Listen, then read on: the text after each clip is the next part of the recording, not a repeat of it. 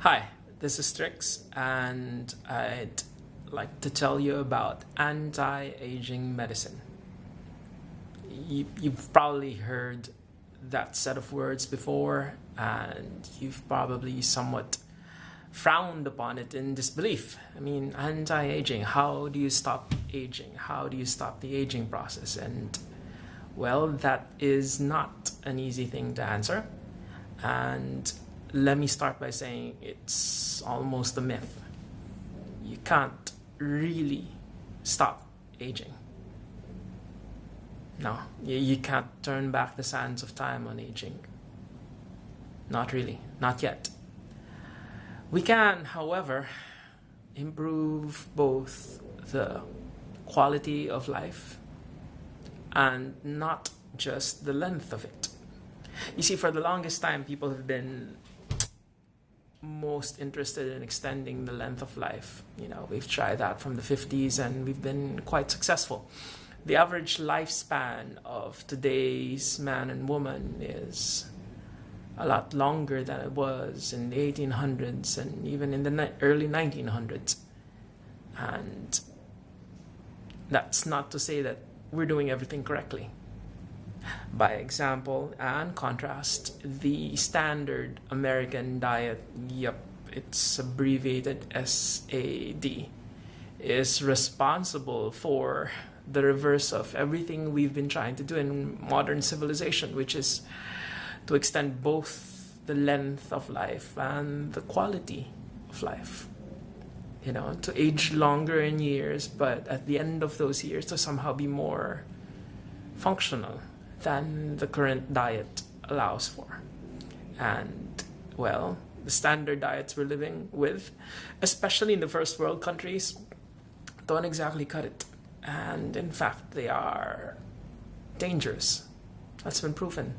Dangerous to our health. So, anti-aging medicine and diet. What's the connection? Anti-aging medicine and supplements. What's the connection? Anti-aging medicine and hormones and antioxidants. What's the connection? We came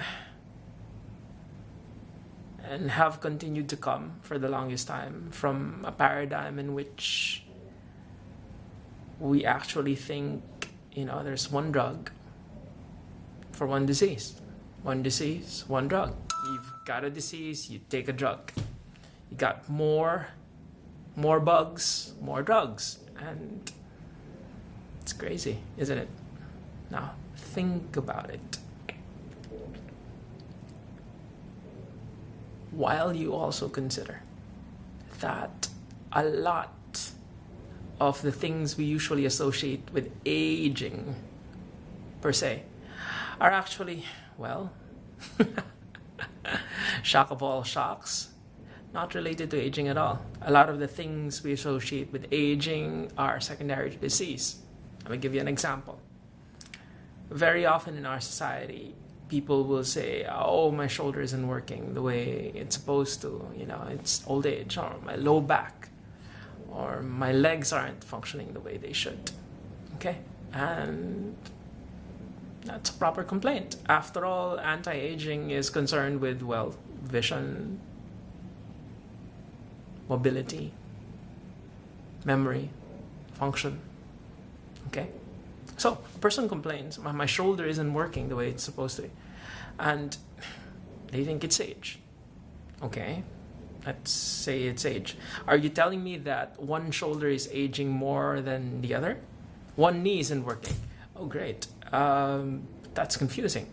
One knee is aging a lot more than the other? Oh no, I over-exercised it. And my body doesn't tolerate age and exercise the way it used to. Okay, are you telling me one knee is aging more than the other? No. And that's just a musculoskeletal standpoint. And what I'm pointing out here is that it's not age, it's injury. It's not age, it's inflammation. inflammation, injury, making things worse. Yeah. In fact, if you look at literature, to 90%, a whopping 90% of chronic diseases, long-standing diseases which burden our society, are actually diseases of inflammation.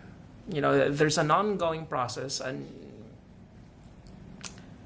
over exaggerated process, a misdirected process, but one which the body cannot break out of. We've just basically abused the system.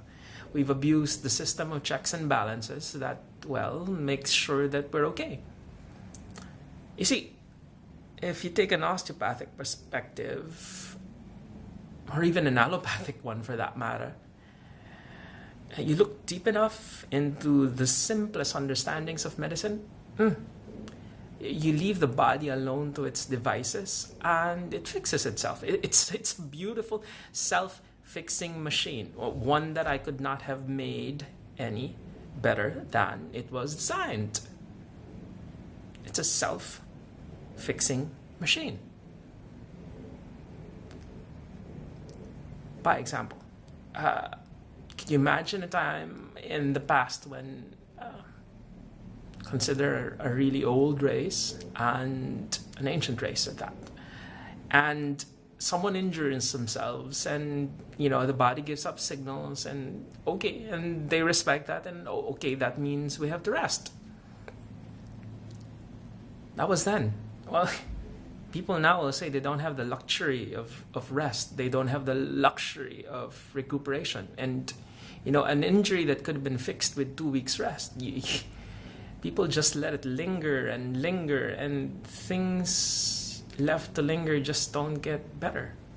When you pile injury on injury on injury, these things do add up. There's a really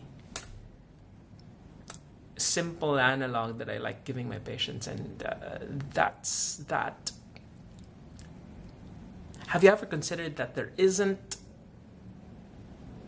a cumulative sleep gain? Cumulative sleep gain. Okay. 7 days a week. And you're tired and overstressed and working 5 or 6 days a week. And you lack sleep. And you think, I'll catch up on the weekends. Okay, sure. I'll tell you this. Fact of the matter is, you do have cumulative sleep loss. You lose, an hour each day for 7 days. You've lost 7 hours that your body could have used on a daily basis to recover with. Okay. In reverse, there isn't a cumulative sleep gain. You can't stock up on sleep on a Sunday, which most of us do, to make up for the rest of the days. When you're oversleeping on weekends, it's because your body is desperately trying to repair itself. You aren't building up on minutes and hours and years with which your body can pack and take and refuel with during the week. It doesn't happen that way. Now, for those of us who are lucky,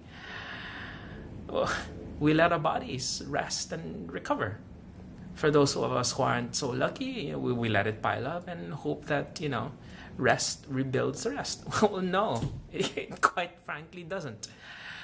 We know for a fact, by example, that when your stress hormones, particularly cortisol, is depleted, the shortest amount of time you could possibly spend recovering on full detox, full hibernation-like recovery would be a couple of months. Usually, for most people, it takes 1 to 2 years to properly restock, recover, regenerate, repair, rebuild hormone stores so that we function at normal. Most of us have never had that luxury. 1 to 2 years rest? Wow. Come on, most of us haven't even had the luxury and the proper discipline and the honest look that it takes to check out ourselves and recognize, oh, wow, I should be getting rest on a daily basis. It just doesn't happen. And so I guess this is an invitation to look at your lives and, as I am doing, reconsider that a lot of the things we chalk up to be aging is not aging. It's injury, inflammation. And if we take care of injury and inflammation, if we respect the body's limits, then we can begin to do other things and take care of our bodies better so that it serves us better in later life. So we're going for both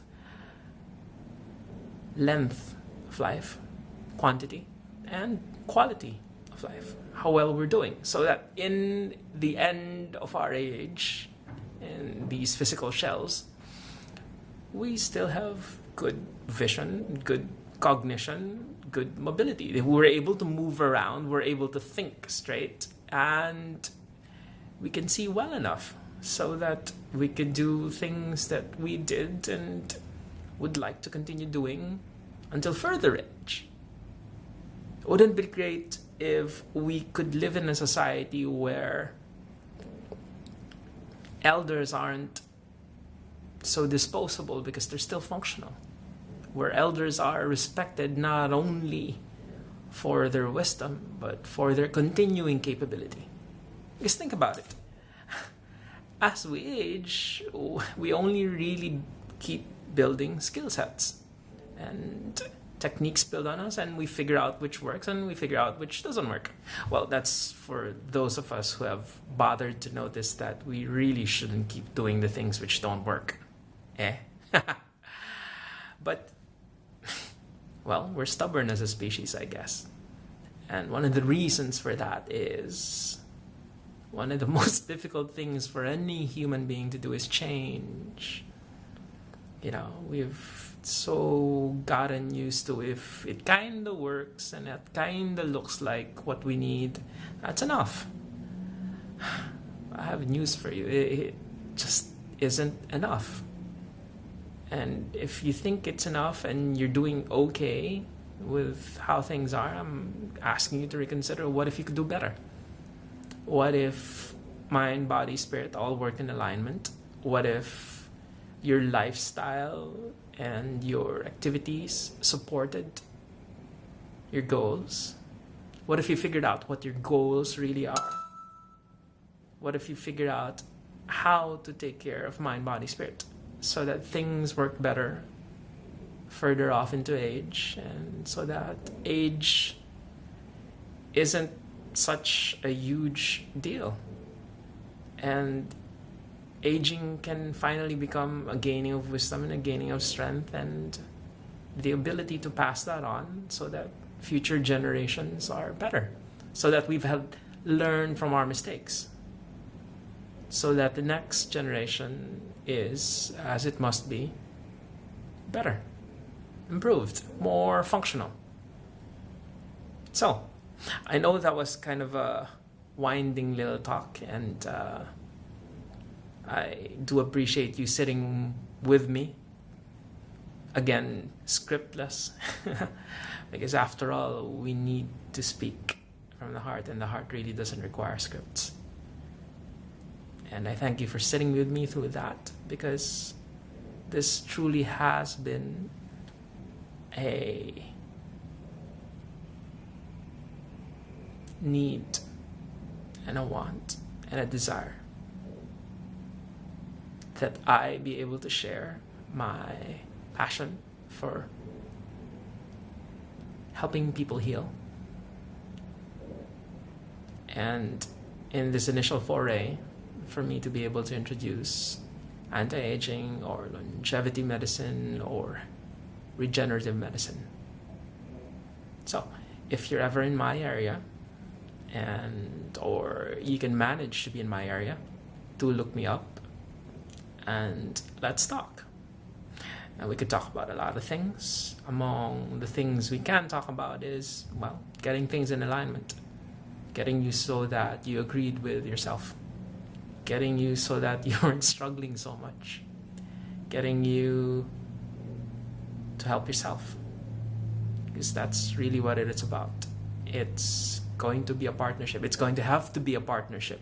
You're going to have to understand that the best place for commitment to be would be within each and every one of you, for you to commit to help take care of yourselves, so much so that things work better.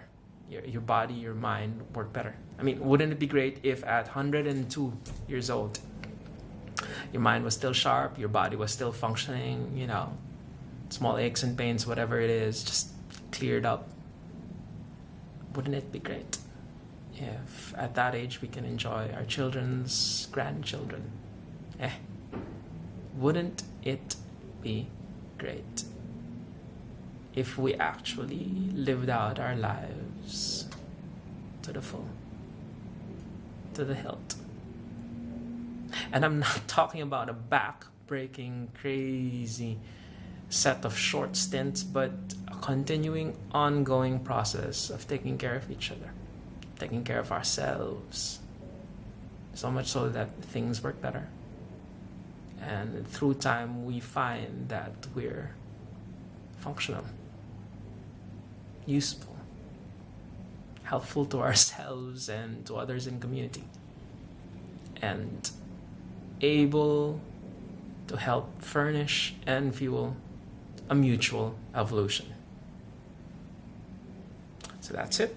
Thanks for joining me again. This is Dr. Strix Toledo, and this has been a short foray of sorts into regenerative, anti-aging, functional medicine, longevity medicine.